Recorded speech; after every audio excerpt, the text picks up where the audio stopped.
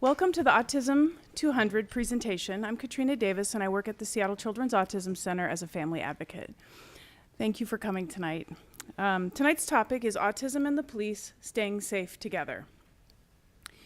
We're going to be recording tonight and it will be viewable online later. So just an FYI, these guys all signed a consent. So if you ask a question, it will be viewable online later, just an FYI. And by going on a microphone, you're kind of giving us consent to show you, probably from the behind, but showing you nonetheless. So just letting you know that. We do a monthly Autism 200 series, and they are all viewable online. Takes about 2 weeks for this one to go online, but I know many of you said you maybe want to show this later, maybe have it interpreted using your groups or your services, and it's something that Autism Center is looking into, as well as interpreting these online later, maybe with subtitles. So please keep giving us that feedback. We welcome that and suggestions. So welcome to everyone in this room, including our panelists, which Robin's going to introduce in a few minutes. We also have people video conferencing in from all over the regions from our remote sites. So we have some folks up north in Alaska, as well as we have a police officer and his crisis team joining us from Mount Vernon. So welcome to Mike Marker and his crew up in Mount Vernon. Thank you for joining us. Tonight's presentation is a panel discussion, and it's moderated by Robin Tatsuda. Robin is from the ARC of King County. So raise your hand if you've heard of the ARC of King County. Yes, they're a powerful force in our region.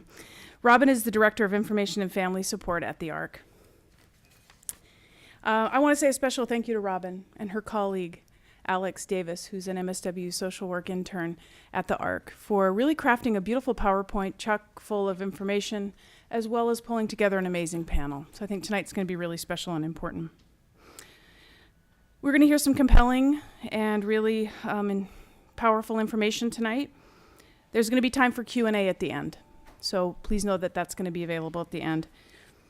If you feel compelled after this talk tonight to get involved in any way with advocacy or supporting people with developmental, intellectual, or other disabilities, including autism, please contact the ARC. The ARC of King County, or your ARC in general, is a great place to put your energy and advocate for people. I also recommend Washington Autism Advocacy and Alliance. And I think Arzu's coming later, and she's the director, so we'll point her out later.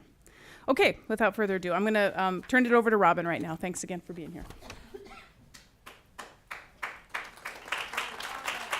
Thank you. I gotta say, it's actually really nice that I recognize a lot of your faces, because it makes me feel a little less nervous. Normally I'm on that side of the podium, so bear with me. But I'm Robin Tatsuda from the ARC of King County. I just want to recognize Seattle Children's Autism Center for being willing to engage in this conversation. I think we're all here because we know that this is a really critical and important conversation to be had in our community, and we haven't necessarily had an opportunity to come together and discuss it. So I appreciate their willingness to open the doors and let us come in. Let me figure out my buttons. So just briefly, I'm going to spend some time talking at you, setting the stage, giving some statistics, explaining why this issue is relevant to all of us, and recognizing some tensions, that this isn't necessarily an easy conversation for everyone to be having. And then I'm going to hand it over to the panelists, because they really are the ones who live and breathe all of this on a daily basis. And like Katrina said, we'll have time at the end for questions.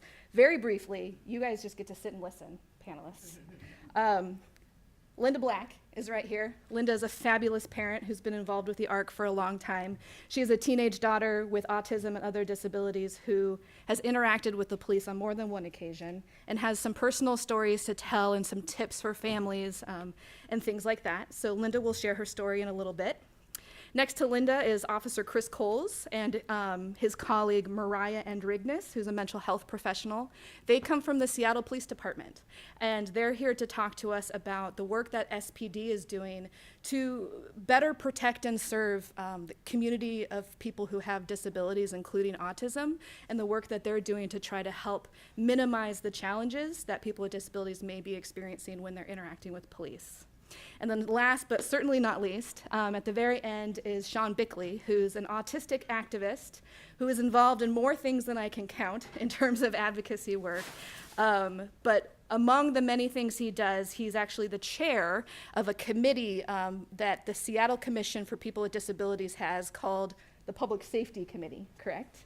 Yes. So Sean's going to hear and tell us about macro level, systems level advocacy work that's going on in ways that people can engage to improve the system, so hopefully the disability community can be even more safe within. Real quick, just the clapping thing, please don't do that again. You can do this. This is deaf, for autistic people use deaf clapping. It's a lot less disruptive. Sensory. Thanks, Sean. Sure. So setting the stage. Sorry, got to keep up with my notes here. Again, I imagine that if you came here tonight, you know why we need to be talking about this conversation. But let's just make sure we're all on the same page. There's a lot of fears. There's been a lot of things in the media about people with disabilities who have had less than positive interactions with police. And I think a lot of people are scared about what could go wrong. So, I'm not going to name all of them, but these are some examples over the last few years of people with autism and similar disabilities who actually were killed or injured or somehow had a negative interaction with police officers. And really, if you take a step back from the individual stories, there's similar trends.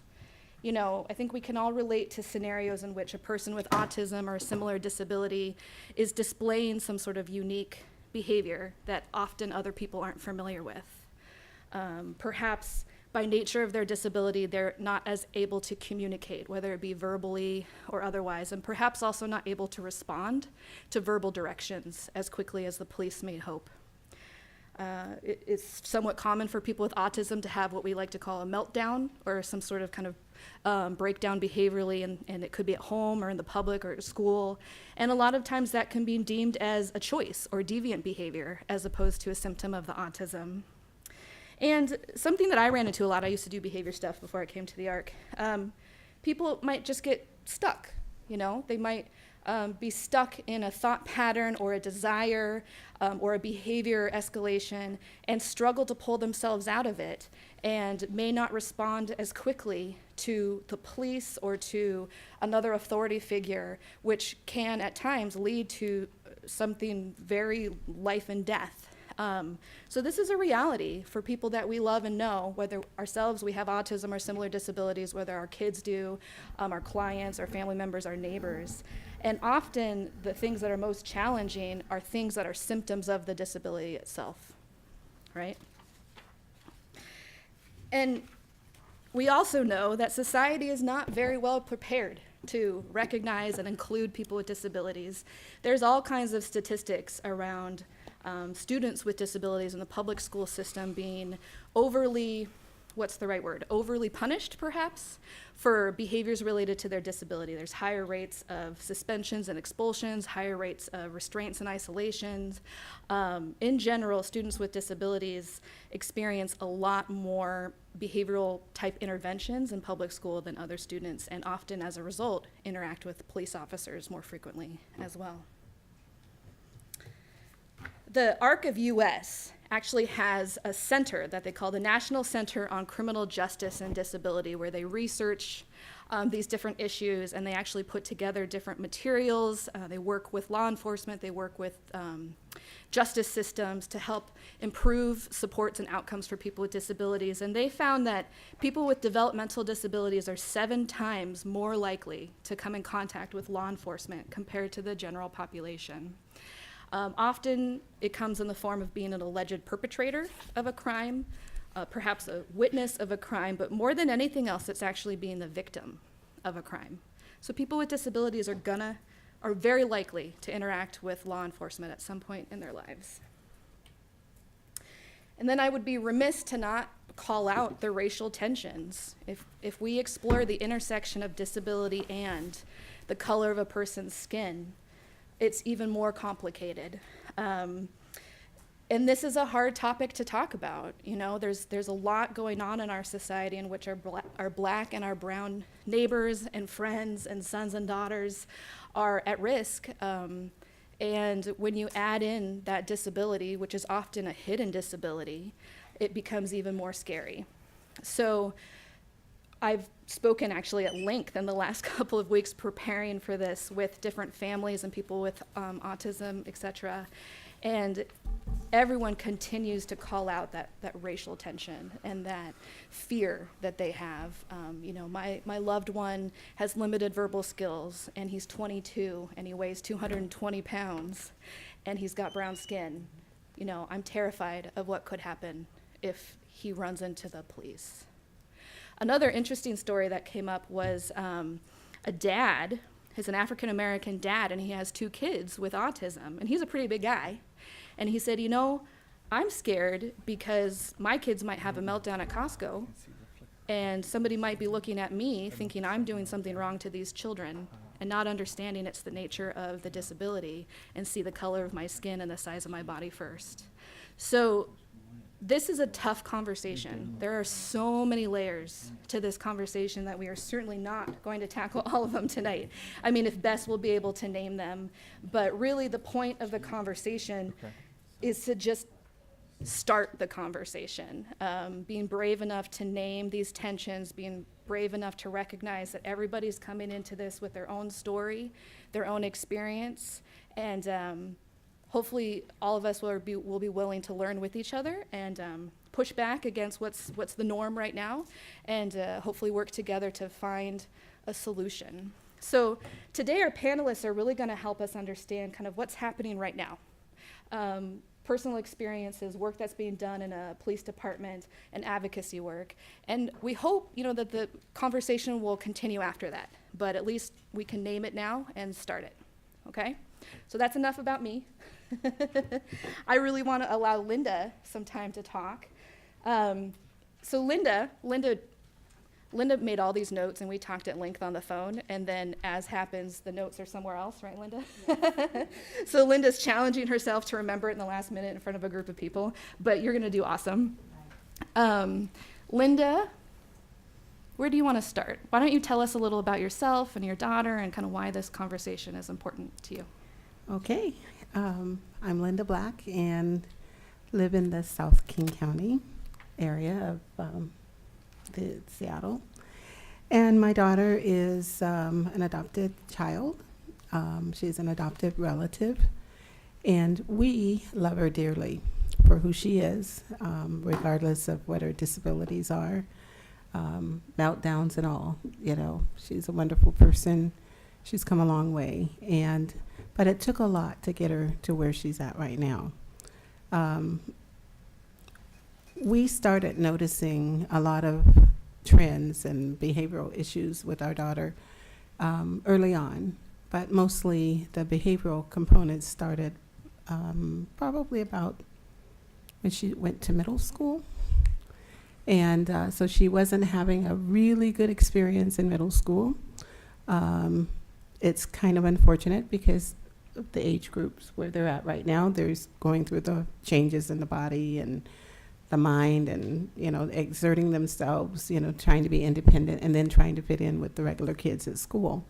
And then you have an invisible disability. We did not know at that time at 13 that she was autistic. She was not diagnosed until she was 15 because she has other medical conditions that it was very difficult for them to diagnose her.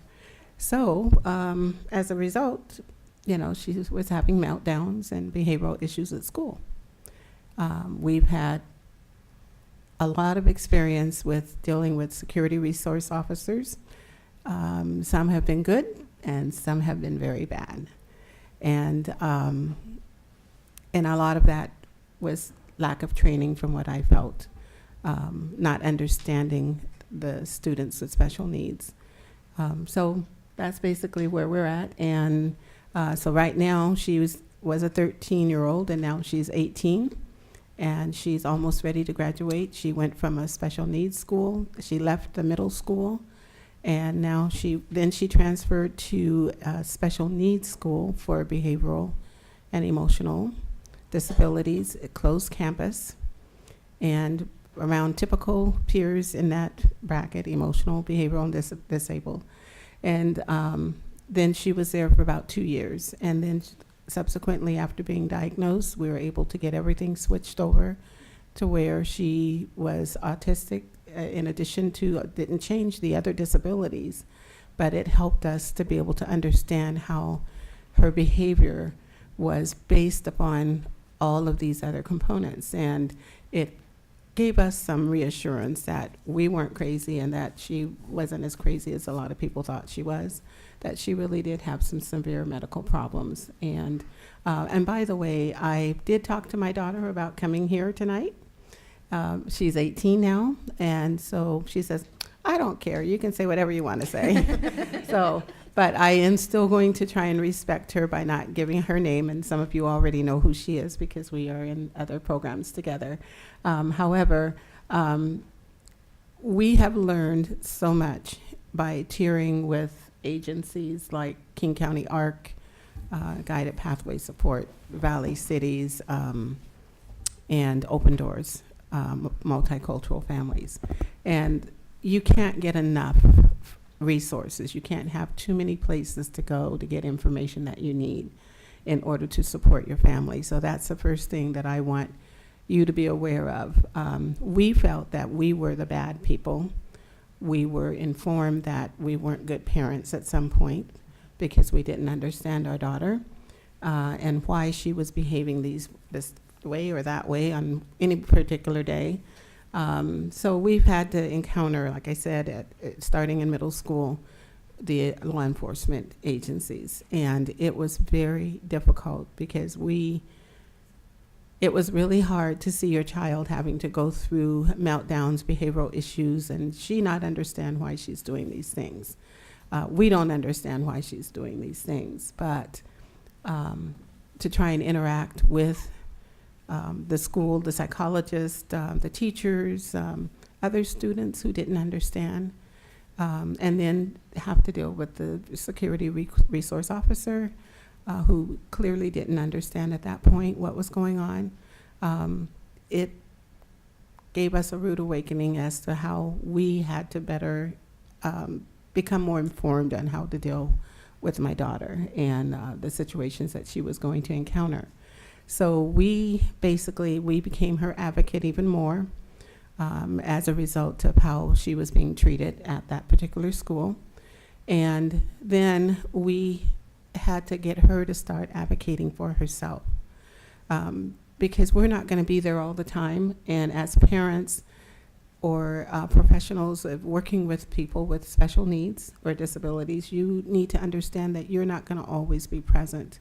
So it's important that you teach your young person or young adult how they need to interact with others. They may not remember it, but practice situations are really helpful for them, and it just kind of eventually will come out of them. So one example, I won't go to that school, but at the special needs school, my daughter, she was about 14. She was out of control. She was a wanderer. She left campus several times. And I get these phone calls. I'm at work or I was at home or doing something. And then I'm having to travel to try and find out where she's at. And they are following her to make sure that they keeping their distance. The teachers were keeping their distance and making sure that they knew where she was at so that they wouldn't escalate her. And in the meantime, they had to call the police department, and the police were there, and they wisely waited until I got there to find out what the situation was. So that I really appreciated because the school had already informed them of her disability issues. The first thing that I can say is, as a parent, it's very important that you realize that sometimes you have to back off, and at that point, you're the parent. You need to let the law enforcement agencies do their job with the explanation that your child has a disability, what that disability is, what the triggers are for that particular child, and how they are best to interact with your child. I was an objective at one point in one other issue with my daughter, but at this particular time, I called my niece, and my niece is a law enforcement officer, and she just happened to be home. So, and I said, "Are you home? Can you please come and help me with my daughter?" And she's going off and yada, yada, yada, and I really need some support. And so she showed up at the school.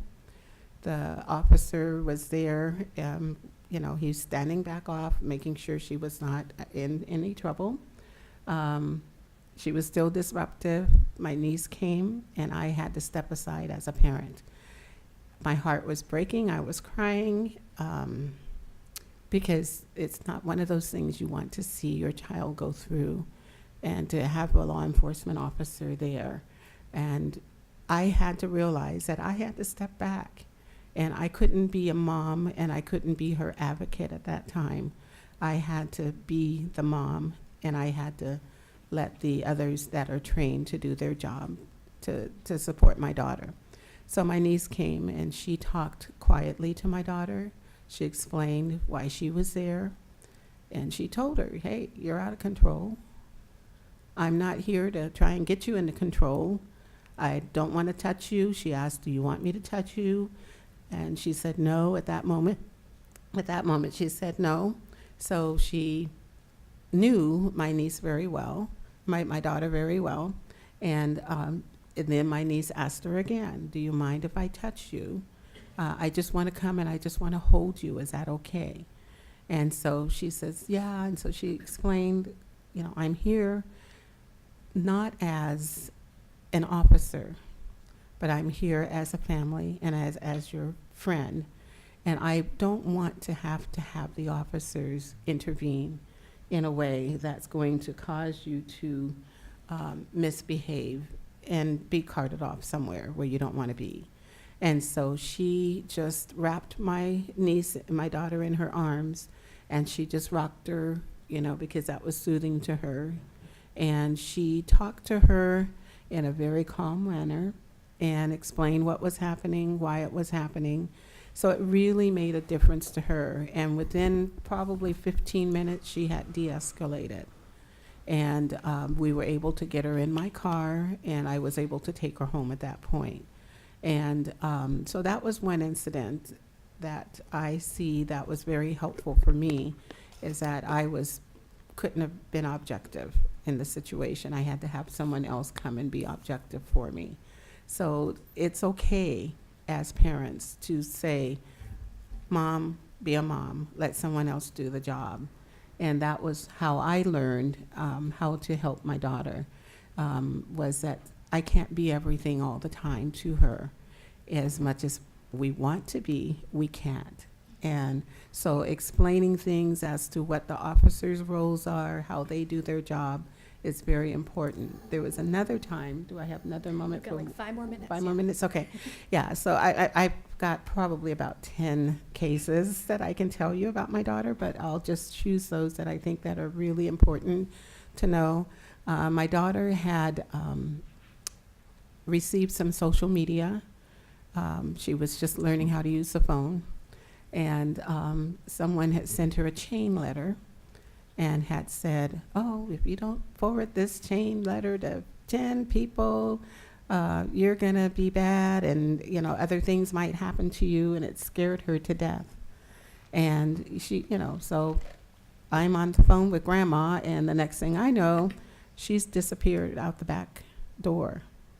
And we had no idea where she had gone. So my husband and I were searching frantically for her. We couldn't find her. So we called the police, and first thing the police said, "Well, we have to have 24 hours. And my comment was, "It's okay, that's okay for a regular, typical child, but we have a special needs child here. We really need to do a search right away. I need your intervention." And I explained what her disabilities were and that she was not kidnapped and she was not being abused in any way. And they were going through their questions, which are normal, but trying to keep me calm as I'm trying to get them to help search for my child. So they eventually sent an officer to the house, and we talked at length. And then, I called people from my church and said, hey, be on the lookout for my daughter, and this has happened. So I had people all over in South King County looking for my daughter. And she had just wandered off. She hadn't been in contact with people. Her phone had died, evidently. So eventually we found her. The police officers, we were called back immediately and said, we found our daughter. But she had wandered off into another area of town that we have a friend, and she walked up to this stranger's house. And the stranger had a bunch of kids on her van, and, the photos, those little stick-em decals. And so my daughter said, oh, well, I'll go knock on that door. And, of course, that's the worst thing you can think of as a parent, is having your kid wandering off, number one, and then going to a stranger's house and you don't know what's going to happen. But it just so happened that this parent was a foster parent. And this parent got her phone number and she called me. And, of course, she grilled me, and rightfully so, and told me where she lived. And I told her that the police had already been called and that they were out looking for my daughter. And so I called the police back and told them where she was at. And they said, well, if you want to go pick her up, you can. Otherwise, we'll go pick her up and bring her home. And so my daughter said that she wanted me to come and pick her up instead. So I was able to go and get her and retrieve her. So there are things that you can do as a parent. We ended up getting a disability wallet card that is for, it's through the Disability Independence Group out of Miami, Florida. And it's a wallet card for people that have intellectual disabilities or on the autism spectrum.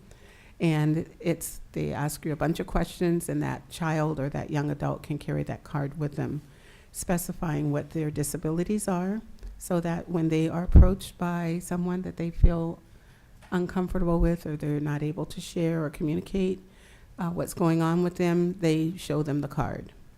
And then that officer or that professional or business person, then they're able to help them out because it tells what the disabilities are. That has really helped us out on more than one occasion.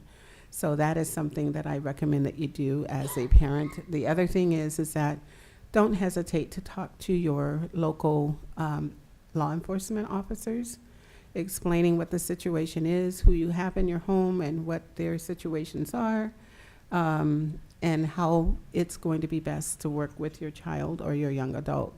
And then the other thing is to talk to your neighbors. My daughter, she wanders. She used to, but now she just walks around the neighborhood. People in the neighborhood, they know who she is. They know where we live. And they know that if there's any issues going on, then they know how to come around the corner and find us. And so it's not something that you need to worry about. It's about being shameful of or anything. It's for your daughter's protection, easing your mind that she's safe or he or she is safe. And then having people in the community that are able to support you with your child with special needs or young adult with special needs. That's very important to have.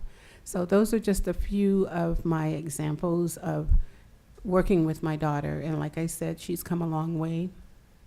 They've changed the medication. They've for the other disabilities because they weren't working for her.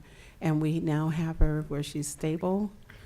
She still has her moments, and they're not as often. And that's what I have to say, is that with proper support from your neighbors, your friends, people in your community, the agencies in your community that you work with, your children can be very successful in spite of their disabilities or their special needs.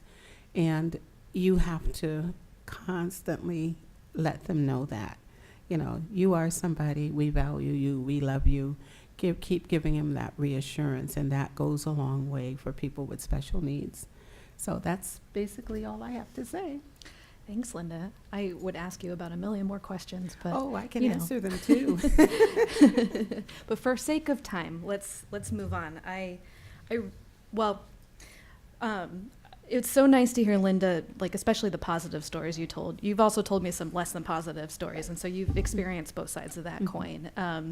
And actually, Katrina Davis, who introduced me before this event, she reached out to a bunch of different parent groups and asked people to share some stories that they had had with police officers, positive or negative. And, you know, we actually got a fair number of positive stories, which was heartwarming to know that it's not all bad. We tend to see the bad things in the media, but there can be some positive things. I'm not going to read these in detail, but again, they're familiar stories. You know, you brought your child with autism to Target and a meltdown ensues and you're not sure what could happen, and luckily in that case a police officer was incredibly helpful in helping to de-escalate the child and keep everyone safe together. Another one, you know, as Linda mentioned, a person may wander. They may wander out of your house despite your best efforts to prevent that.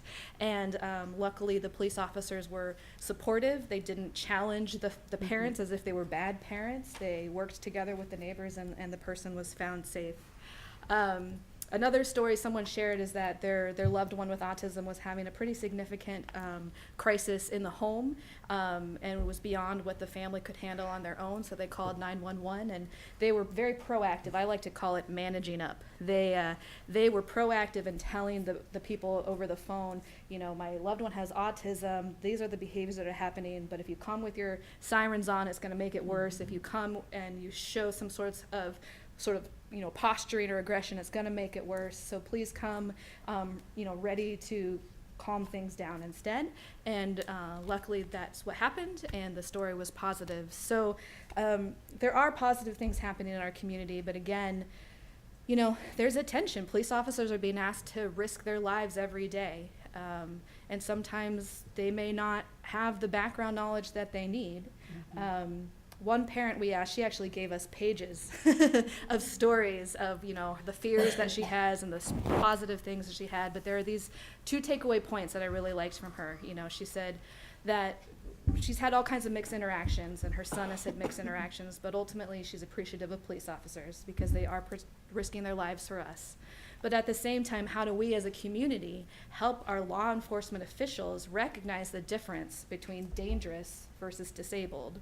Or even really change their mindset from purely pushing for, you know, a threat and compliance to moving towards de-escalation.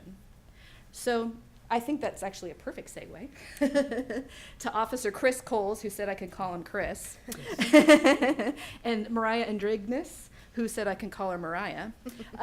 You're here from Seattle Police Department to tell us about what the SPD has been doing on this topic. And I've got your stuff here. Tell me if you need me to, how you need me to move through the things, or unless you want to come stand up here. I don't know. Well, that's fine. We'll sit here and just kind of talk our way through it. We're going to work collectively together to kind of explain our side of things. And thanks, Linda, for sharing your stories. It's really nice to hear. And, you know, we're here today to sort of explain to you the steps that the Seattle Police Department has taken to, you know, be able to better handle and be more prepared when handling people who are in behavioral crisis. But also just to learn from you guys as well and to hear your stories. And, you know, I can take that back and share that information with the patrol officers who are out there every day handling heightened situations like Linda described there. So again, I'm Officer Coles, or Chris. I'm with the Seattle Police Department Crisis Response Unit, and this is one of my partners here. I'm Mariah Andrignis. I'm a mental health professional with the Crisis Response Team. So Mariah has been embedded with our unit for the past year, and she actually assists us in doing case follow-up and handling 911 crisis-related calls out in the field. She's an awesome asset and tool, and that's one of the new things that we've implemented in our department, really trying to bridge those gaps and to utilize all the resources out there. There are a lot, and oftentimes we forget that or we just don't know, and she really assists us in reminding and giving officers more options than just the traditional, well, is this person going to go to the hospital? Or are they going to go to jail? And we all know oftentimes jail really just isn't the best solution to, you know, a crisis that's taking place. So just to give you a little summary of what the Crisis Response Unit is all about, we've actually been around for about 20 years, but as of recently, over the past 3 years, we've really evolved and kind of changed our approach in how to handle people in behavioral crisis. And when I say behavioral crisis, this could be something that's biologically induced, it could be something that's chemically induced, it could be both, or it could be somebody who's just having a really bad day and has kind of lost the ability to really resolve whatever issue they're having. And law enforcement is called to assist them in sort of de-escalating and bringing things back to a normal baseline level where we can start establishing a conversation and making the situation safe and finding a solution. So our unit is pretty small. We're always trying to grow it, but we're comprised of 5 officers, 1 sergeant who oversees us, and then 4 other officers, and then our mental health professional. 2 of us are kind of dedicated to case follow-up, where if there's an individual out there in the community who's seeing a lot of we're getting a lot of 911 calls from them, or law enforcement is showing up to their house or their place of work, or finding them out in the streets having a crisis episode, and law enforcement just doesn't have the time to really get them connected to the services they need. They'll route their reports to our unit or give us a call and say, hey, can you take it upon yourself to go out there and try to get this person connected to some services so that they're no longer calling 911 or somebody calling on their behalf and tying up resources. So they're kind of dedicated to that. If there's a situation where maybe a firearm is involved and there's somebody who's kind of in a constantly evolving crisis situation and the initial investigation really hasn't resolved, our follow-up officers will go out the following day or as soon as possible and try to do outreach and get that person connected with services as well. The other half of our mission is actually going out on the streets every day and responding to 911 crisis-related calls and handling them on the streets in real time, and then assisting officers handling those calls as well, kind of providing them some more support and some more tools to have a positive outcome in the scenario. So in a nutshell, that's kind of what we do. Over the past 3 years, we've implemented a lot of changes in our training. Across all of SPD now we're talking versus just Yeah, our unit. all SPD and actually statewide mandated training as of last year, where all officers have to do 8 hours of crisis intervention training every year. And what that entails is really going over and practicing de-escalation techniques, learning about signs and symptoms and behaviors of people who are experiencing a crisis situation. That could be somebody with autism, schizophrenia, PTSD, depression, just a whole array of things, learning more about that and being able to better identify it, going over policy and procedure, any kind of case law change, anything that's sort of evolved, changed, or developed that we can incorporate into our own training and have more knowledge of. And in addition to that, we have an advanced crisis intervention training, which is a 40-hour course, which is really just more in depth of the stuff that I just covered in the basic 8-hour training, where officers will have a whole week of practicing, identifying signs and symptoms, familiarizing themselves with the various service providers and alternative solutions to handling these types of situations. And then at the end, there's a culminating event where officers will go through a whole bunch of different types of scenarios. Maybe somebody who's having a crisis and there's a weapon involved. Maybe it's responding to an elementary school where, a child is just having a bad day and they've kind of overwhelmed the faculty and the staff there and they need assistance, and we're called to go to the school and try to assist in de-escalating and getting the child either to the hospital or back home to the family, where they're safe and they can kind of decompress. So that's been very beneficial. And so getting back to the slide now here, you'll see that as of now, over the past 3 years, officers have about an accumulation of 36 hours of this basic training. 63% of our officers have taken the voluntary 40-hour CIT training. That would actually be higher, but due to time constraints and the amount of seats that we have for the courses, we can only get so many officers through there each year, but that'll continue to rise, and hopefully at some point it'll be 100% where all of our officers are officially CIT trained, so that we've got a 100% opportunity to have a CIT trained officer dispatched to a crisis related call. So when an officer is deemed CIT certified, there's an indicator to dispatch. They know that, and they'll take it upon themselves to make a good faith effort to have that officer respond as the primary officer to a situation like I've described. It happens about 80% of the time, so it's a pretty good rate.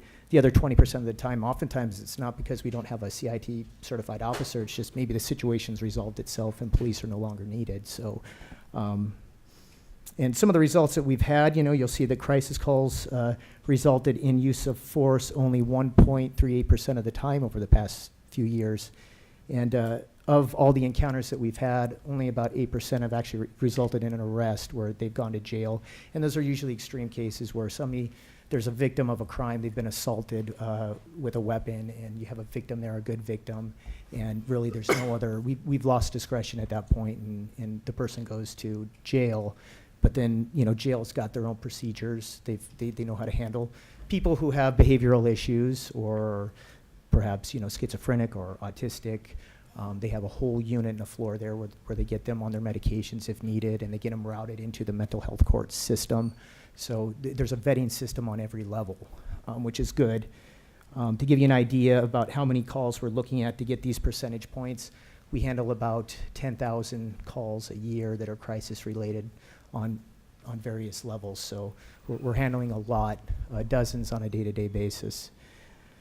So with that being said, I'm going to let Mariah speak here for a little bit on our other few slides.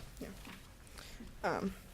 So then these are things that we've talked with dispatchers and call takers and officers who get these calls all day long via phone or via computer about what would be helpful for them, because when you guys are calling, a lot is going on.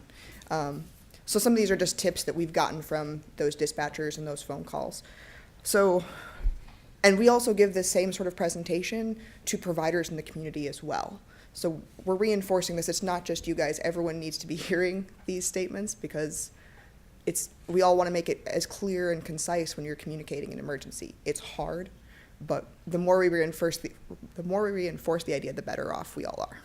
So if you don't call, they won't come. And that's a hard thing for a lot of people because of that fear, because of those concerns of what if. But if you've reached a point in time where you really don't feel like you're in control and it's a safety issue, it's worth calling.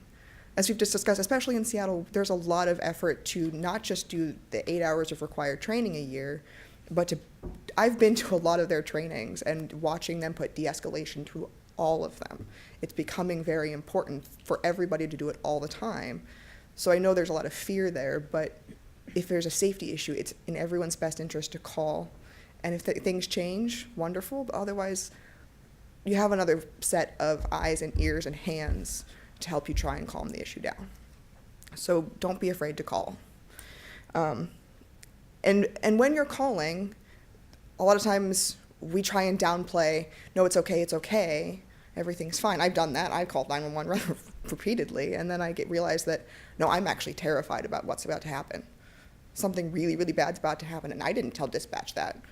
If you call and say, well, today Jimmy's having a bad day and I need some help, or Jimmy's about to hurt someone and I'm scared it's going to happen, dispatch hears those two things and they get different responses.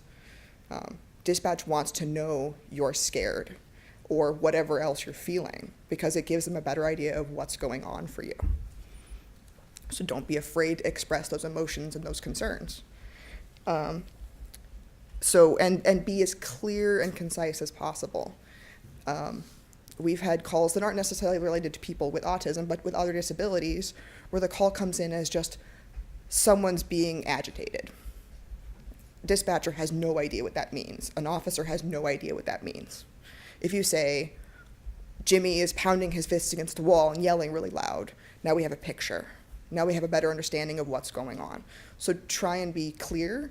And I know there's a lot of disabilities and words that are common practice, especially among mental health professionals and everyone else, families of people with disabilities, but dispatchers may not know all those words. So try and make them as layman's as possible. Everyone pretty much knows what autism is at this point on a basic level, so you can use that sort of word, but trying to get into like big long medical words and stuff like that, it just gets lost in translation and they can't necessarily understand it because it goes from dispatcher to, or from call taker to dispatcher to a computer to a radio. So it has many times to play telephone. So making it clear and concise in layman's terms helps everyone understand it better.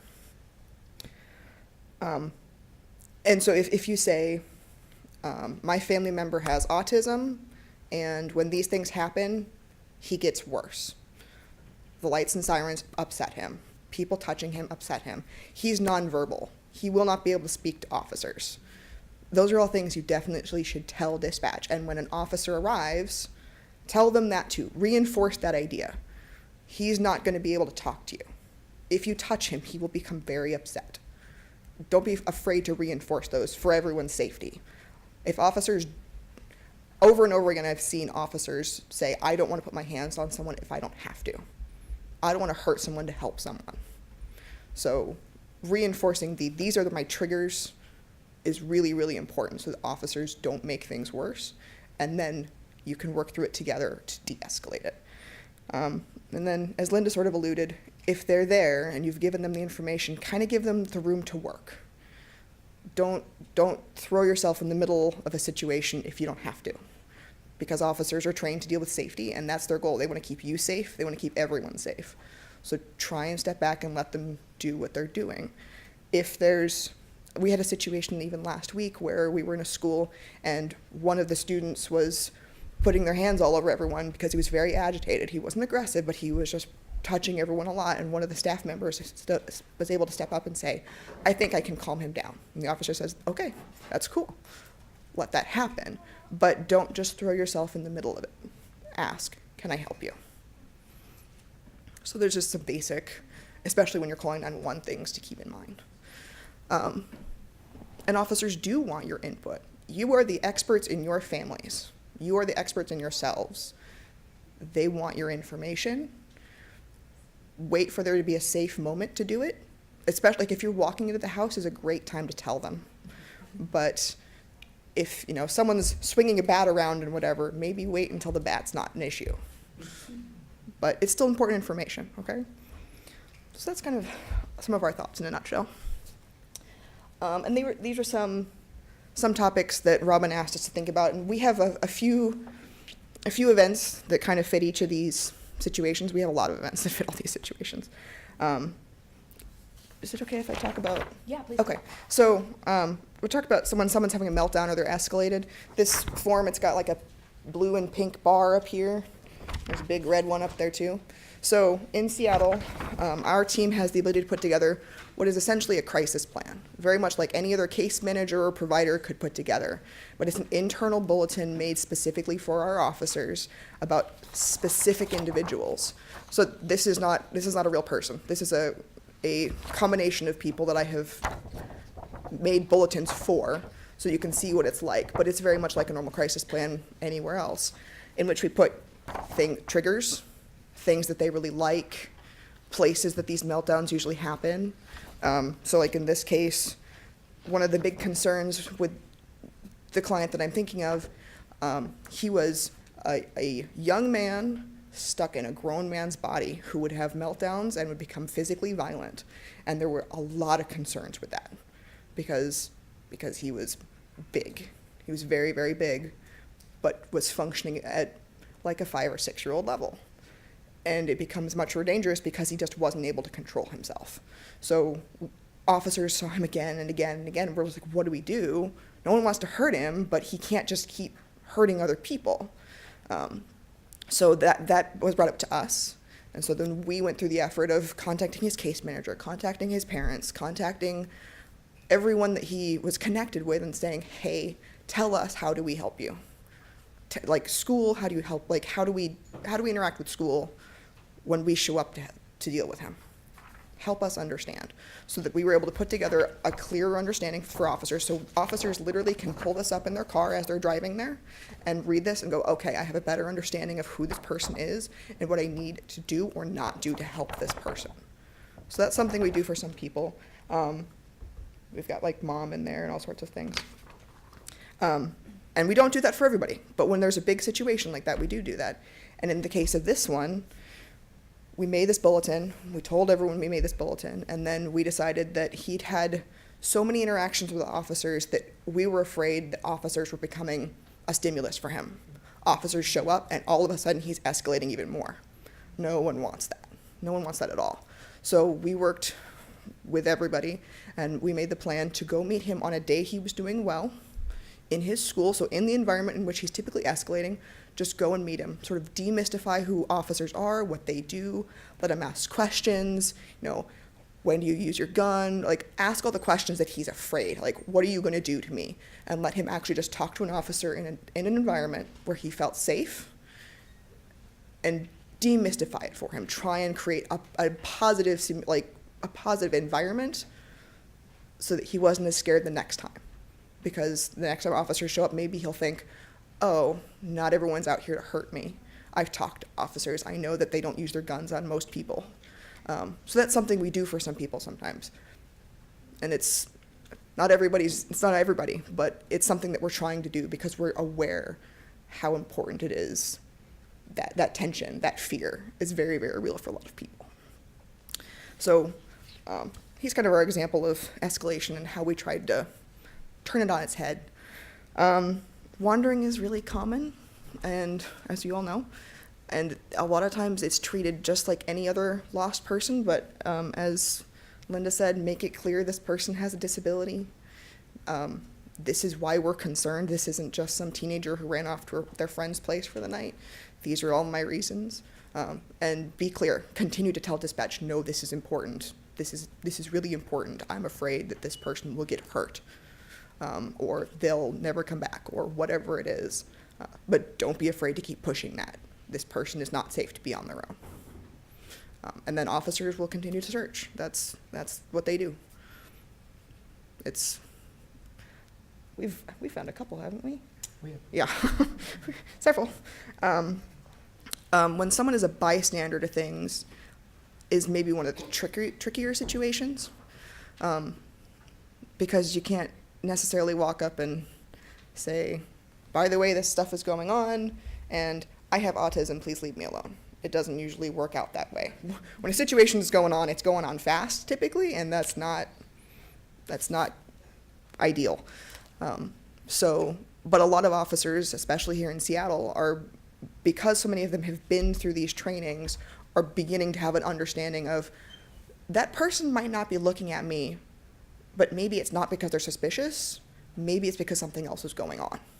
And the de-escalation stuff is becoming more and more present, like I said. So more officers are taking the opinion of, this person looks strange, let me talk to them before I immediately decide they're part of the problem.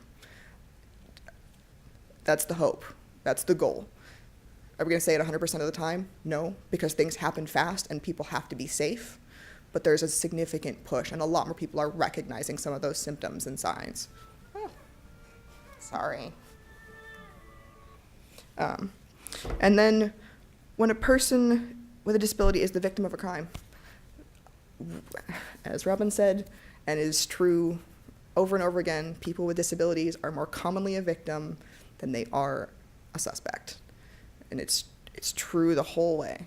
And we spend a large part of our day doing crisis work, going from people who are victims of crimes who have disabilities. And that's what we do all day, every day. And officers are getting a lot of experience doing that because it's the reality of the situation. With a person, say, with autism, where they can't necessarily communicate, we lean on families and friends and other people who know them to help us understand. We recently had a case in which the teachers and the family could clearly tell us that this person's meltdown was most likely due to abuse, and they knew this was going on, but he was nonverbal and he couldn't tell us this. So in watching his behaviors and having this input from other people, it was like, okay, I think we need to go from having a bad day in school to he really needs to go to the hospital and be evaluated and be checked out more thoroughly than what's available right now. And so we lean on all of you. You're the experts to tell us how best we can help your family or yourself. So that's kind of how we deal with a lot of different things. Hopefully that summed it you. up. Yeah. We'll have time for questions Okay. in a little bit. You know, both Linda and Mariah, you mentioned over and over again kind of that need to be proactive. And you mentioned some resources, which hopefully everyone got a chance to peruse the table when you first came in. There's a bunch of different resources, and I'm actually not going to talk at length about them because there's so many. But I will say that there's not going to be one single resource that works for everyone. Just like we know autism is a spectrum, disabilities are a spectrum. Some things are more successful for individuals who have higher levels of independence and greater skills around verbal communication. And then other strategies might be more appropriate for someone who needs more support. So it is important to consider those different options and think about what will work for you. But I also think there's an interesting tension that Sean helped me get a better understanding of the other day. You know, not everyone wants to out themselves as having a disability. And in this situation, a lot of times we're asking people to out themselves. And that's not always a safe thing to do. So it's so important to be thoughtful of that as well. We can't always expect somebody to be willing to share that part of them unless they feel it's really going to be in their best interest. But at the same time, how can we empower people, like Linda, like you said about your daughter, how can we empower people to have those skills and that bravery to speak up when they need to? So anyway, I just want to call that out because sometimes we put the onus on the person with the disability to be the one to solve their own problem, and that's not fair. So Sean, thank you for waiting so patiently for us. Sean, I know you've got lots to say. Mm-hmm. Do you want to, start off by telling us about yourself, etc.? So yeah, I am autistic. I'm a commissioner on the Seattle Commission for People with Disabilities. I chair public safety, which is essentially about police relations. There's a lot I want to respond to, so I'll just break it down as we go along. The elephant in the room that I heard not discussed is that the Seattle Police Department is under a consent decree because of violence towards civilians, in particular people with mental illness and substance abuse. So the whole reason that this training is existent, that the de-escalation is happening, is because of that consent decree with the Department of Justice. So I'm hearing a lot of discussion around what autistic people can do, what family members can do. And the conversation kind of reminds me about rape culture, that, you just need to avoid walking home alone at night and don't wear revealing clothing. But we know that women in hijab are sexually assaulted. We know that honor roll students are shot dead by police. So I would like to see the conversation move from responsibility placed on civilians, disabled civilians, that to de-escalate situations and not get killed, and more into a culture of accountability and making sure that police in our communities aren't killing or assaulting people. So there's a couple of pieces. Robin touched on some of the racial components. Unfortunately, most disability and particularly autism organizations are run by parents who are generally white and generally not disabled. And their response and their experience with police is going to be very different from their disabled children and from communities of color.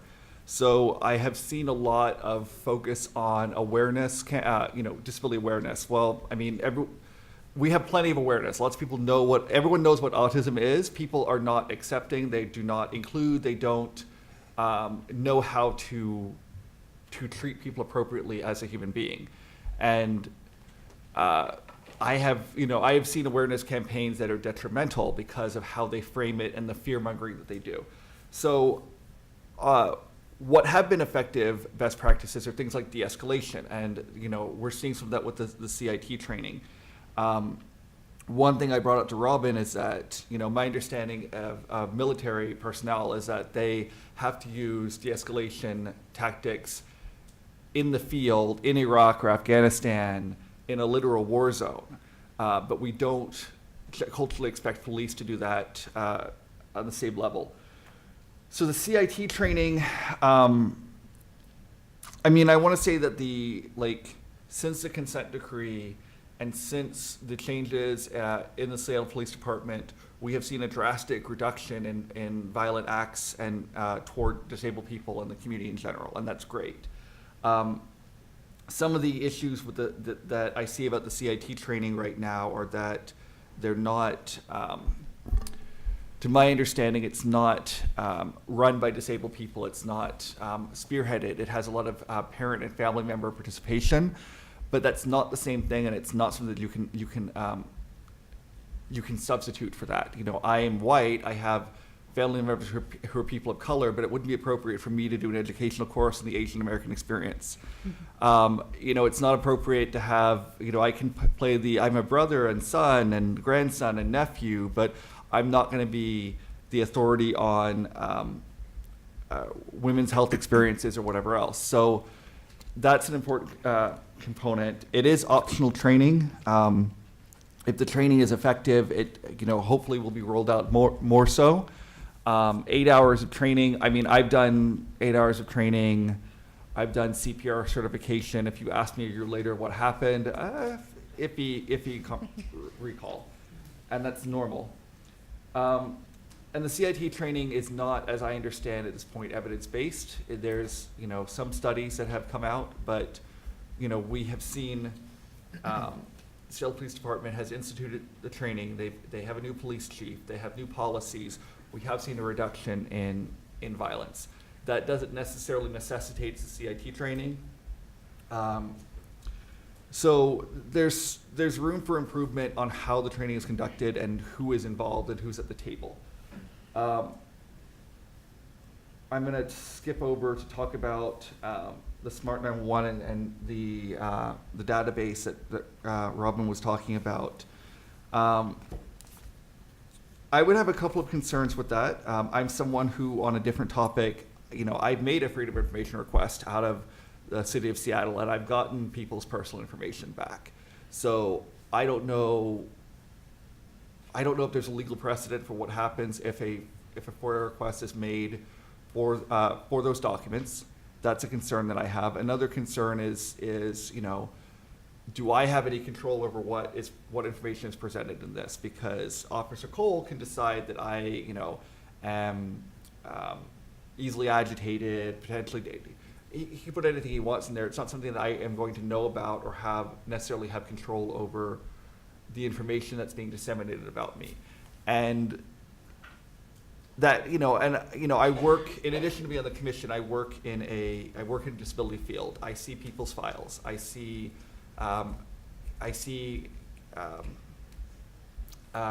you know, similar plans, that sort of thing.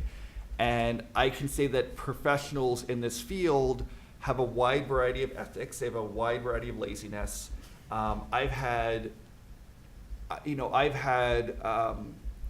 caseworkers disclose STD status to me about a person without any kind of HIPAA, without it being at all relevant to a self-advocacy program. So when I see people's personal information, I tend to be hesitant because I know that despite regulations, people in my field will spread that information or not treat it as confidential. So that's a question I would have. And again, we know nationally that between a third and half of people who are killed by police are disabled. So I don't particularly want police to know that I'm disabled. If I have to interact with police, I want it to be as short as possible. I want to come across as non-disabled as possible for as long as I can. And I don't want to put myself into a position where I'm risking violence toward myself. And it's not about any individual police officer. This is a systemic pattern that we know occurs. And data that's collected around race is not collected around disability. There's a high overlap in people having mental health crises, you know, people being disabled and people experiencing violence. The last thing I want to bring up, one of the last things is, you know, we talked about de-escalation as a tactic that actually does work and is evidence-based. Another thing is police accountability. So right now in Washington State, in order to prosecute a police officer, not convict, just prosecute, you have to prove malice and a lack of good faith, which is completely impossible. Those are subjective terminologies. there was a bill that was championed by, there was a Deadly Force Task Force, which was a statewide task force with people of all racial groups, all walks of life, some disability representation. And part of the recommendations were to remove the requirements for malice and good faith and replace it with the estimation that any reasonable officer would think that force was justified in that circumstance. To me, that still leaves a lot of room.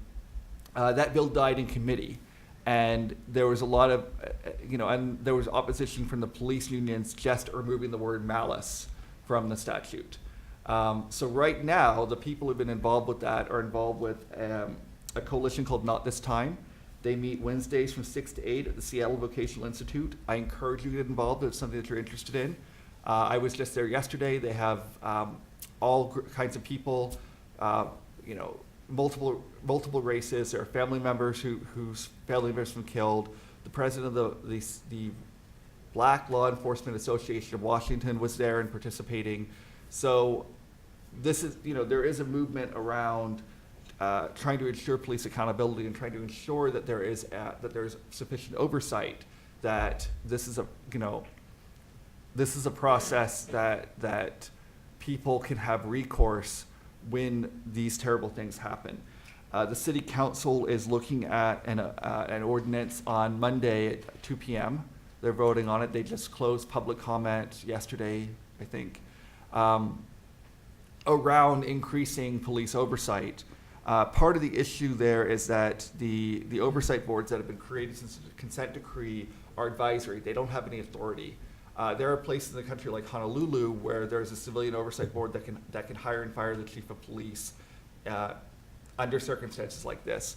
Those provisions were taken out because of opposition from police unions. So as an advocate, my desire is to see the strongest possible civilian oversight because there's one person with a gun at this table right now, and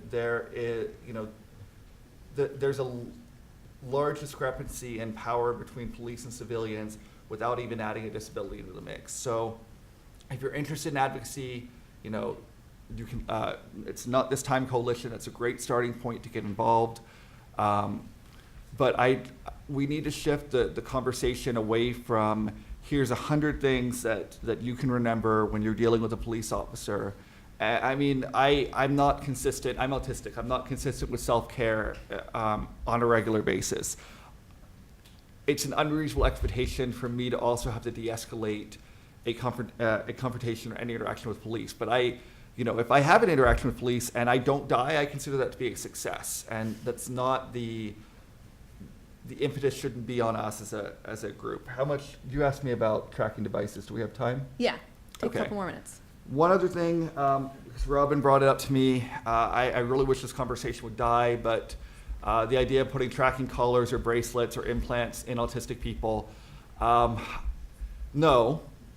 We pathologize things and use terminology like wandering when it's an autistic person. I have two brothers, neither of whom are disabled. My younger brother frequently would disappear until 2 or 3 in the morning as a teenager. We still don't know what he was doing. I do know he's doing a lot of vandalism. At no point did anyone suggest, let's put a tracking device on him. At no point, and I know he's not disabled, but the things that he was up to at 2 in the morning certainly pose some risk to him or other people. So different people, people have different circumstances. You're going to deal with a 5-year-old autistic differently than a 25-year-old. All that is true, but parents generally don't have certain expectations, or there aren't conversations happening around how to deal with recalcitrant teenagers who are, borrowing your credit card, borrowing your car, disappearing, doing drugs, vandalizing things. But as soon as that person's disabled, suddenly it's a whole new set of rules and things that we want to do. So Linda mentioned, not mentioning her daughter's name.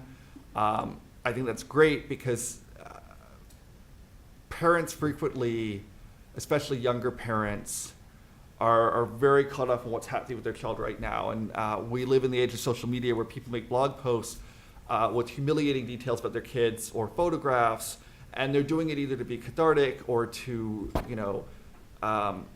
or to get feedback or whatever, but those pictures and those stories that you post up are going to be there in 20 years when your child's looking for a job. And you may think, oh, well, my 5-year-old could never work. Well, no, he's 5. But at 25, that may be different. It may impact his relationships in the community, anything.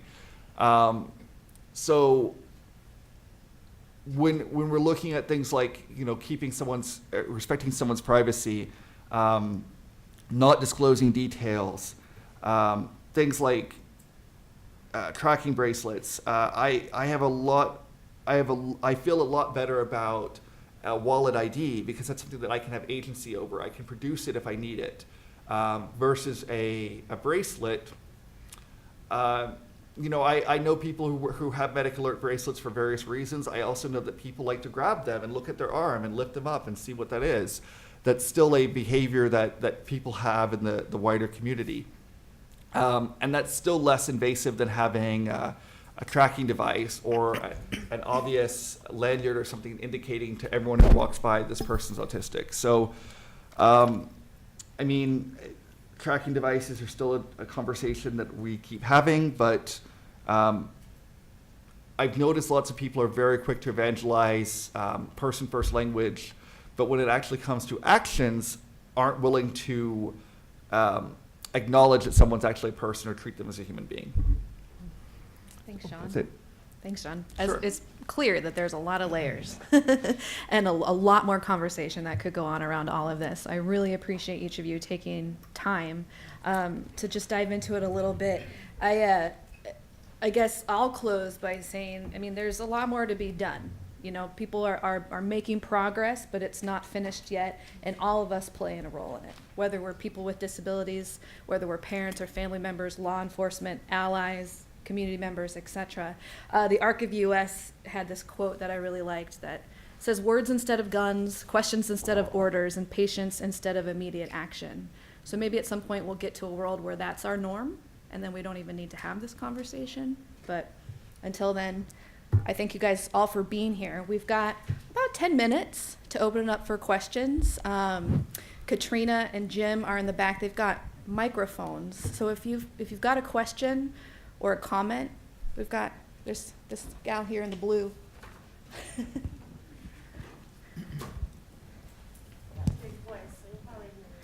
There's people who are listening, remotely, and so it helps. I really want to know, because I saw a lot of nice statistics there, what is the CIT team doing to not be racist? What are the anti-racist measures you're taking? I am a neurodiverse person. I live in a neurodiverse household. This is an issue. We moved from New York because we've had issues with the cops there. So I hear a lot about what you're trying to do. Like I said, there's a lot, like the activist said, there's a lot of victim blaming here. And I want to know what you guys are proactively doing to shift the framework of this conversation. Because 10 years down the line, 20 years down the line, there may be a situation where I'm getting out of a car because it's stalled and I get shot by a cop who sees, a fat Mexican woman and thinks that's intimidating. Or, that my son goes somewhere and doesn't pay attention or is stuck in a behavior, and someone who's quick to react because they have CIT training, but they're also racist, does something. Or he's not in a school where people know who he is and can advocate for him. So these are things that are active in my life every day, and I would like to know what you guys are doing to do that, to make that better. Sure. And thanks for your question. And there's definitely, people in our department who are a little better equipped to go into detail about all the things we've implemented since the Department of Justice has been implemented about 3 years ago, as Sean had mentioned. So we do have race and social justice training that's taking place as well, which is really separate to the CIT training. where officers get an opportunity to learn more about, the different cultures and backgrounds of the community. I mean, our department itself is a very diverse community with people from a lot of different backgrounds, so we take pride in that, and I think that definitely assists us in day-to-day operations out on the street and handling various situations. But if you want to talk data, statistics, or go into more depth about the race and social justice types training that we have, I can definitely talk to you offline and get you connected with people in the department who can really, give you a lot more detail and information on that.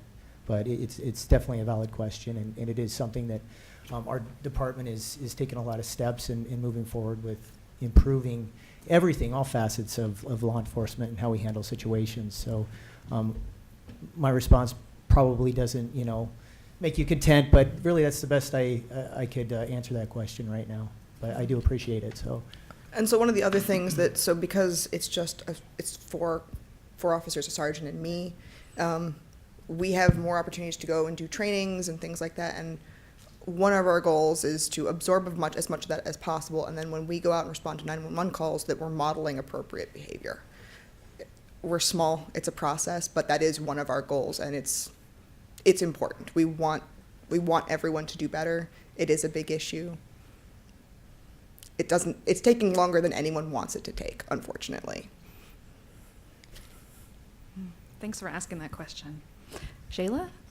Oh, we got someone back here first. Sorry, Lonnie. And Yeah, then no worries. Shayla's right. Wait. So first off, I want to thank the Seattle PD, and I want to thank the police officers that go out and provide the service that you do. I mean, I just can't imagine a job where you get up in the morning and you go to work, and it's possible you may not come home that night. I mean, I very much appreciate your service, and I'm very thankful for that. So thank you for doing that. Thank you. So I guess my question is to Sean. So Sean, if you had to outline a couple of positive things about the Seattle Police Department, what would those one or two things be? As I mentioned, the incidences of violence toward disabled people and other groups have greatly decreased since the consent decree. I don't know what singular thing that we can attribute that to, but it's a marked improvement over what was going on before. Is there anything else? Just curious. I'm just curious. Yeah. Because I do, there's, like I said, there's a tremendous service that they provide, and I think we need to be balanced and recognizing that they do come out and that they risk their lives every day. Mm-hmm. But a lot of people risk their lives. I mean, I bear risk by existing that I can be a target of ableist or homophobic violence. Other people, you mentioned that you could be shot just coming out of your car. It's a reality of some people's lives that there is some measure of risk. And, it's not about a personal attack. These are the figures. This is what's going on. This is a calculation I have to make. I might call the police if something were going on, but I also need to do a calculation. Is this person going to be seen as more believable than me, more sane than me? Because if they're not, I probably just don't want to deal with it. If they are, maybe I can take that risk. And it's not my parents would have a very different kind of interaction and wouldn't have to do that mental calculation. But it is a part of my life and is a part of some people's lives. I feel like that's such a good point, Sean. I realized in my time working at the ARC that I had a lot of privilege because I view the police as a safe thing. Like, I call 911 and I believe that somebody's going to come and help me. And it wasn't until working at the ARC and working with people from very diverse backgrounds that I learned that not everyone feels that way. And that not everyone has that same sense of security around police officers. They may be more fearful. It has to be a lot more dire for them to consider law enforcement coming in. And so it is, police officers are out there risking their lives, and we appreciate that. But it's also important for us to keep challenging those systems so that everyone can have an equitable experience with law enforcement and not have to fear. Yeah. Shayla. Hello, everyone. My question is about the composition of the CIT team. I would have a question about the racial makeup. I also have a question on whether anybody on the CIT team has a child or family member with autism. And as Sean pointed out, they're officers, and so I'm not sure if they have an intellectual disability or autism, but are there any officers or any task force that is assigned to help them who have those specific disabilities that give input or training to help the officer? So more about the composition of the team. Well, and I know Sean brought that up too, is something that he'd like to see is more, disabled people in the community taking part in the implementation of our tactics and techniques and procedures. I think that's a very valid point and would be very beneficial. And that is something as of now I know that's not taking place, but I took diligent notes, and I'll take that back to the powers that be and see if we can't work on implementing some of that stuff. I can definitely tell you that there are officers on our department who have children who are autistic. So, you got to remember, when we're not in uniform, we do have our families, and we deal with the same things that everybody else does. So not only do we get a lot of interaction in the course of our job, lots of repetition in handling situations like that with people who suffer from various challenges, but we deal with it at home as well. As far as our actual team, the composition of our team, officers don't always share all the information what their home life is like, and I have personal experience. I do. And I guess that's all I'd really like to divulge without, but it's a good question. It's a valid question. We definitely utilize officers who have family members, and they're great tools. Oftentimes they'll answer up for our crisis calls because it's something they take personally and they can just naturally better handle out of personal experience. So. And the racial makeup, are you able to touch that? Oh, well, I mean, the department as a whole, as you probably know, is very diverse. But for CIT specifically, we have Asian American, and then of course the remainder are Caucasian, white. As of now, we're still small, but. Also on the team, we have at least 2 people who are not heterosexual, and we have multiple members that have children and family members, not to disclose anything else about them, but it mimics the majority, but it's not all white, all straight, all men. Black or brown, Mexican, African Among Americans? our group, no. Well, I can tell you this right now. We've had a few African Americans who have come in and done 30 days with us, but it's really hard to get patrol officers out of patrol and into specialty units because we're so understaffed right now. But I think once we plus up our numbers, you'll see our unit grow and become more diverse as a unit as well. So. We can all speak to about the concerns that we have to try to get that as well. Sure. The onus is not on you, so I appreciate that. Sure, no, absolutely. I appreciate your question. Anyone else? Looks like, oh, man, we got so many questions. We got one back here, and then Jim, we've got one down here. Katrina, maybe you could go in the back. Jim's coming down on this other side. My name is Kristen, and I am a special ed teacher, and I was just wondering, what are the strategies that you guys use for de-escalation? Yeah, and that is something that I meant to touch on and kind of ran out of some time. But, really with de-escalation, what we're talking about, we like to kind of employ what we call, the 3 S's, where the first thing that we do when we're going into a scene and we've gathered as much information as possible is making the scene safe. So, if it's a situation where there's a weapon involved or somebody's actively being assaulted or is in danger, obviously we have to take whatever measure is necessary to make that scene safe. And then from there, we work on just slowing the process down at that point, creating time, creating distance, like we've all mentioned here, and establishing dialogue, using active listening sort of skills, to resolve the issue. We really like to employ time and really use it to our benefit. Officers are really, we like to focus on behavior. Behavior is going to tell us more about what's going on and how it needs to be handled than trying to focus on a diagnosis. I mean, you could get a bunch of people in a room and separate them and say, what does autism mean to you? and what does it mean to you? And then everybody would probably have a little different answer, right? So if you're going into a situation where somebody maybe say, well, they're autistic, that's really not going to tell us a whole lot. We're really not going to know what to do. We're really focusing on behaviors and how to identify those behaviors and become familiar with them, and utilizing certain tactics, techniques, procedures to handle that on an individual case by case. I mean, and every time there's a new round of CIT training and de-escalation training, it changes a little bit. And as Sean mentioned, CPR, you may not remember everything from the year before, and next year it might be different. But it's a lot about, like he said, time and distance. I have seen officers legitimately stand down at the bottom of stairs while someone was up top for hours just trying to get them to calm down. It is the best thing officers can do a lot of the time, is just slow it down and talk to people. And that's kind of the beginning of all the tactics, and from there it branches out, but that is the goal.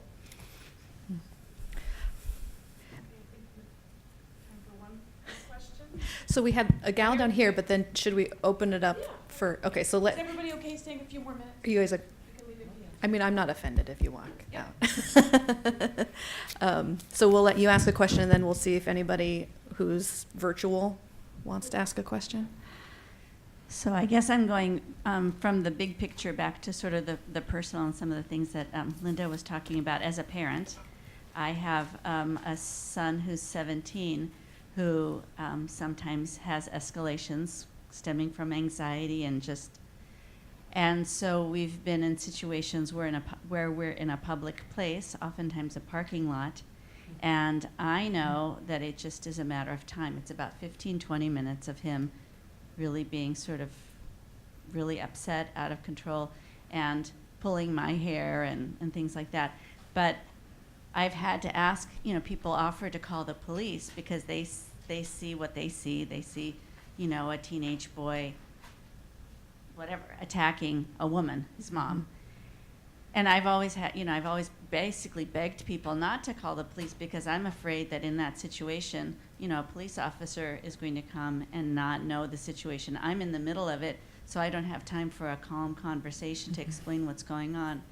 And this is something that it's just a matter of time before it happens. So I would like to know the best way for me to handle that in the moment, and how to be able to communicate that I know what's going on, I know it looks bad, and please just follow my lead.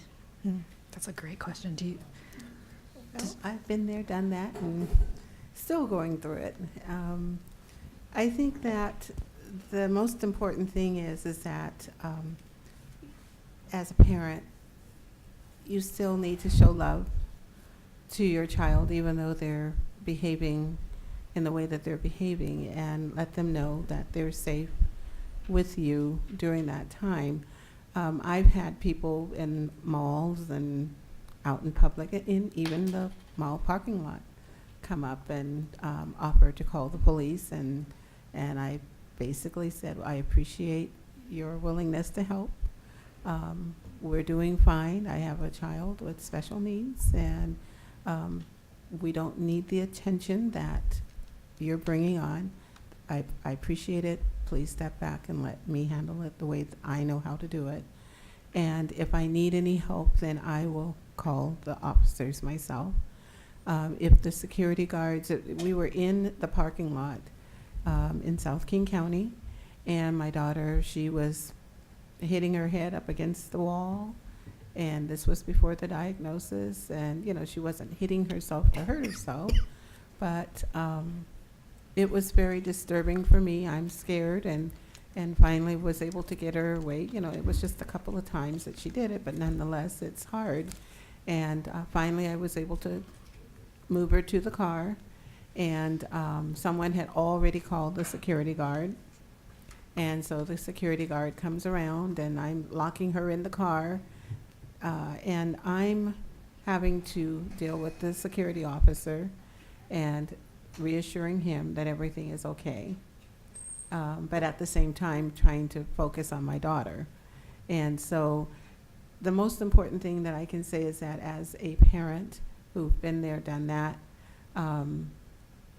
you have to maintain your composure and not let your child see that it's affecting you in a way that is going to cause them further escalation, because that's basically what was happening with all of this attention that she was getting because someone had called the police and they were trying to intervene.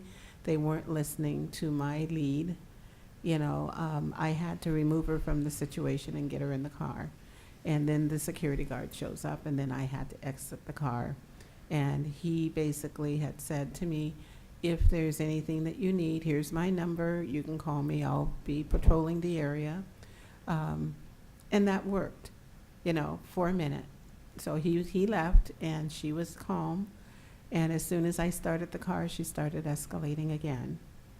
And I had to pull the car over. And that was the worst thing that I had to decide to do. In the meantime, I had to call my husband and tell him, okay, we're here at the parking lot, and big problem happening here. And so that he knew that he needed to get in his car and come to the mall to be ready in the event that I needed his assistance. And so, but in the meantime, I'm talking to my daughter and I'm saying, hey, I understand you're frustrated, you're irritated. Hitting me is not going to resolve it. Hitting my car, breaking my window, all of these things is not going to resolve your problem, your anxiety, your frustration. I'm here to help you, and you're not helping yourself. You're not helping me to help you. So I need you to take a deep breath. It doesn't always work, but I'm telling her these steps that I need you to do, and let's talk about it, calm down. And that worked.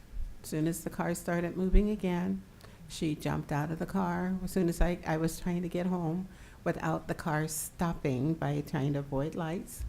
And so I had to call the police department because she jumped out of the car and disappeared. That fight or flight syndrome just kicked in, wandering kicked in. And that was the most scariest moment that I had ever experienced. Not knowing where she was, not knowing that she would be safe. And they came, I dispatched them a picture, so always have a current picture of your child on your phone so that you can dispatch that to an officer right away so that they will have an idea of what that child looks like, not just going off of what you say that they look like, but they will have a picture and they will dispatch that to the officers in the area. Always know what your child is wearing. That is really helpful. What they like to do, if they are near water, if they need to be near water. That was my primary concern, is where was she going during this struggle that she was feeling on the inside. And it was just really wonderful to have friends that I was able to call that knew my daughter very well, that came and helped to assist. And they found her somewhere way across the mall in a restaurant. Somebody had noticed that she just wandered in to a restaurant, and they didn't touch her or anything. They just asked if she was okay. She was, and then they went ahead and called the police, and they had already had the information on their website and the picture, so they were able to identify her immediately. And it was resolved within an hour. So it's important as a parent that you maintain your sense of calmness, even though it's very hard to do. And then draw up on the friends that you have to come and help bail you out in that situation. But don't be afraid to let your child know that, hey, you're hurting me, and that's not acceptable. And, and talking in a calm, reassuring voice. And believe me, they may not get it at that moment, but they will remember it once they're out of that phase that they're in. So that's all I can say, is that I've gone through that several times, and each time that has worked for me and my child. So, Thanks, Linda. All right. From Everett. All right. Are you there, Everett? Yeah, I am. Thank you. This is Erin. I'm from the Providence Autism Center. I wanted to thank the panel for sharing their stories and information. This is really important. Oh, can you hear me? No. Oh.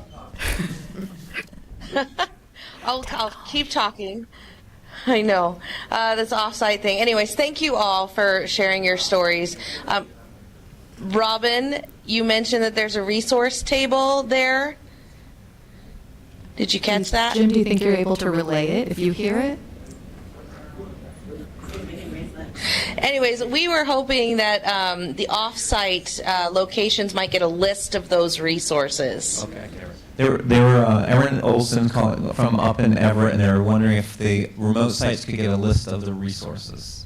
Oh yeah, we'll Yeah, figure out a so way to we'll make that send out- happen. Yeah. We'll send that to you. Katrina and I will brainstorm that one together. Yeah. Well, I mean, we're way past our time. So again, I want to thank you for coming tonight and being part of this conversation. And we're here if you want to chat with any of us on your way out. Thank you, Robin, for doing a beautiful job and leading this presentation tonight. Thank you. Thanks. Thank you, guys. Those are so Thanks. pretty.